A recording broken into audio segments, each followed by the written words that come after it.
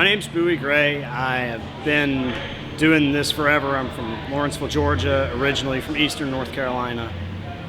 Grew up around cars, grew up around autocross, joined the SCCA to do pro solo in the 90s and basically never left.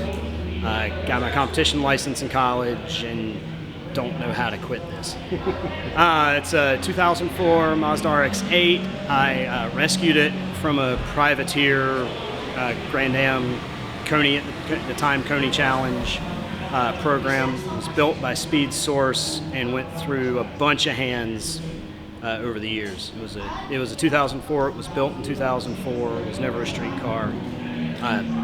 And was basically run ragged as a pro car for about 8 years.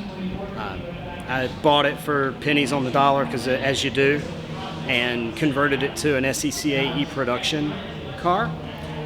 It's still, even now, 5 years later, seven years later, God, it's still underprepared. It's a pretty much stock Renesas engine built by Steve Eckrich of rotary infamy. It's stock suspension pickup points. It's got a massive ship-in-a-bottle cage. It's the stiffest thing in the world, basically. Converting it from a Grand Am Challenge car to an SCCA production car involved, it kind of turned into a rabbit hole. It involved a whole lot of time with the Sawzall. We got 300 plus pounds out of the car. But what we didn't expect was the headaches that would come from some of the experienced production class rules. As an example, the RX8 doesn't have a traditional proportioning valve in the brake system. All the proportioning is done by the anti-lock brakes. You take those off for prod rules and the car wants to kill you. It immediately goes full rear brake bias, which when you find that out at turn 1 at Roebling, you go for a little bit of a ride. From there was kind of a long way of lots of different attempts at making the braking system work. Because we have to stay with stock calipers but not use the ABS system.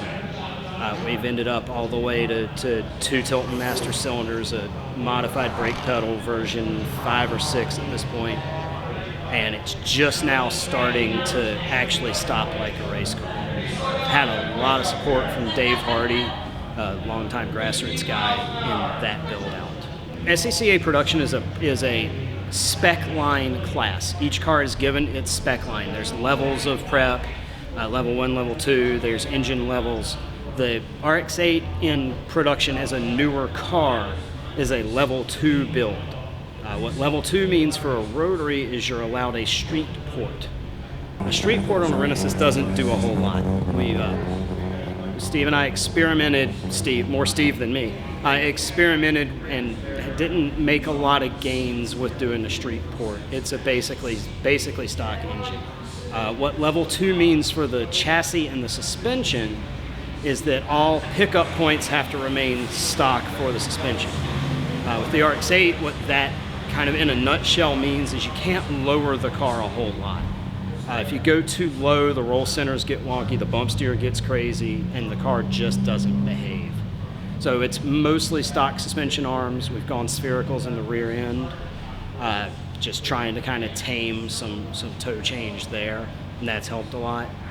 But it's, in terms of suspension, in terms of setup there, it's surprisingly stock. This specific car has fought me every step of the way. It seems to enjoy being a race car, but it doesn't enjoy going around corners per se. What we finally figured out is that it likes a lot more spring rate than you would think it should want. We're at 800 pounds front, 550 pounds rear springs, and it wasn't until we threw 200 pounds of extra rear spring at the car that it finally started to handle. With softer springs, it was an oversteering, evil car that wanted to kill you. Added a bunch of spring rate and suddenly it handles and hooks up. But it is a surprisingly physical car to drive. It's got no power steering anymore, it's got no power brakes anymore, it's really hot inside. And over the years I've driven dozens of different cars on track, and there's never been one that kind of beats me up like this one does. Production over about the past 7 or 8 years has really made a move to bring modern cars into the class. It's traditionally been the class of the LBCs, the little British cars. And Tin tops didn't start to come into production until the 90s with Adam Malley's Civic. And then now they've brought in more and more modern cars. What that's meant in production is that the prod boards had to work very hard to try to balance these cars. They do it mostly with power to weight, but they do keep in mind suspension setups and capabilities. For the RX8 specifically, the problem is it can't get down to the weight it needs to be for the power that the Renesis can make. For other cars like the 944, that like Kip Van Steenberg runs, those cars have a power to weight point they would need to hit for their suspension designs, and they work with that. And that basic premise has kept the British cars, not the British cars, it's kept the old cars, that basic premise has kept the old cars competitive, but brought in the newer blood.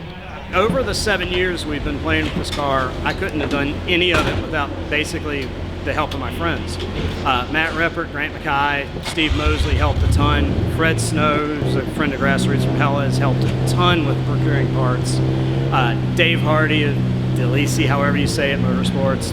Dave Hardy's been an amazing help. He's done almost all of the major fabrication on this car and made it reliable, competitive, and kept it safe.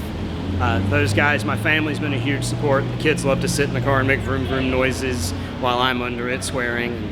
And my wife's been amazingly tolerant on the whole deal. So without Sean and the kids, it couldn't have happened at all.